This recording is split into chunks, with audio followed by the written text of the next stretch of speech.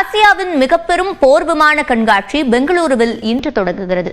இதில் உலகின் மிக அதிநவீன விமானங்கள் முதல் முறையாக இடம்பெற்றுள்ளன.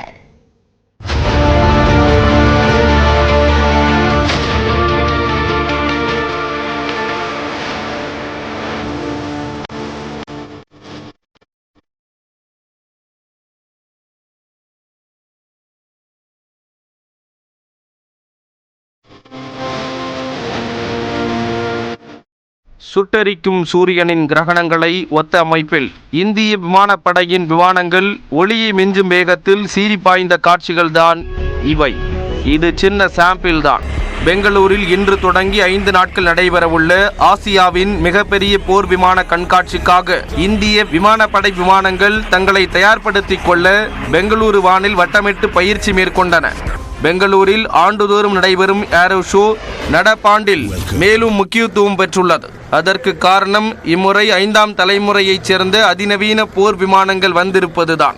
பிரான்சிடம் வண்டியாய் கோடிகளை கொட்டி கொடுத்து நாம் வாங்கிய ரஃபேல் விமானங்கள் கூட 4வது அல்லது 4.5வது தலைமுறையைச் சேர்ந்தவைதான்.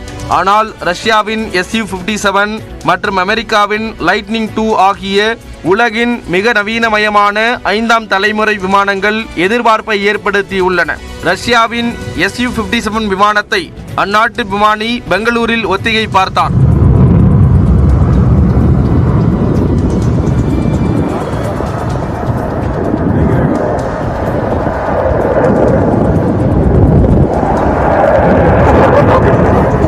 அமெரிக்காவின் லைட்னிங் 2 விமானமும் சீறி பாய்வதற்காக கம்பீரமாக ஓய்வெடுத்துக் கொண்டிருந்தது.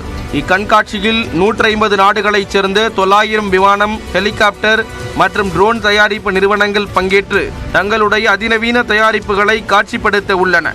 இந்தியாவும் தேஜஸ் உள்ளிட்ட உள்நாட்டிலேயே தயாரான போர் விமானங்கள், இராணுவ ஹெலிகாப்டர்களை அணிவகுக்க ஏற்பாடு செய்துள்ளது. குறிப்பாக 5ஆம் தலைமுறை போர் விமான மாதிரியையும் இந்தியா காட்சிப்படுத்த உள்ளது. இதனிடையே தொடக்க நாளான இன்று போர் விமானங்களின் சாகச நிகழ்வுகள் இடம்பெற உள்ளன.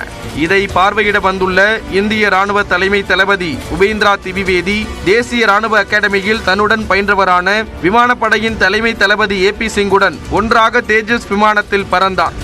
இந்திய வரலாற்றில் இரு தளபதிகளும் ஒன்றாக பறந்தது இதுவே முதல் முறை.